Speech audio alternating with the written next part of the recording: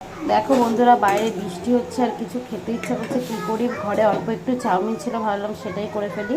তো চাউমিনটা সেদ্ধ বসিয়ে দিয়েছি। আর এদিকে দেখো চাউমিনটা সেদ্ধ করে নিয়েছি। চাউমিনটা অল্পই আছে, এর মধ্যে একটু সবজি দিয়ে দেবো। আলু আর গাজর ছিল ঘরে, আর এদিকে পেঁয়াজ লঙ্কা আর এখানে দুটো ডিম নিয়ে নিয়েছি।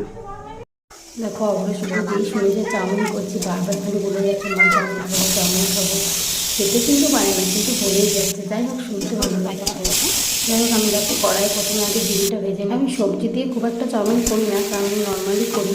কিন্তু আজকে চাউমিনটাও অল্প ছিল, আর ভাবলাম অবশ্য যদি একটু খায়, তার জন্য এর মধ্যে একটু সবজিও অ্যাড করে দিলাম। সবজি বেশি কিছু ছিল না, গাজর ছিল, তাই আলু আর গাজরই দিয়েছি। প্রথমে ভেবেছিলাম হয়তো ভালো লাগবে না খেতে, কিন্তু চাউমিনটা খেতে খুবই ভালো হয়েছিল। শুভ্র খেয়েছে, অব্র খায়নি যদিও। প্রথমে আমি আলু আর গাজরটা দিয়ে দিয়েছি, তারপর পেঁয়াজ লঙ্কা একে সব কিছু নুন হলুদ সব দিয়ে দিয়েছি।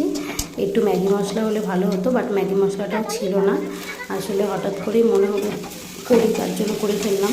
যা ছিল তাই দিয়ে এবার চাউমিনটা দিয়ে একটু ভেজে নিই, ব্যাস। তারপর একটু চাট মশলা দিয়ে নামিয়ে দিই। কথা বলতে এখন এইসব কেমন লাগে ভিডিওটা, আমার খুব একটা খাওয়া দাওয়া হয় না, প্রায় বন্ধ করে দিয়েছি বললেই চলে। আজকে অনেক দিন পর, প্রায় 1 মাস পর মনে হয় বাড়িতে চাউমিন করা হচ্ছে।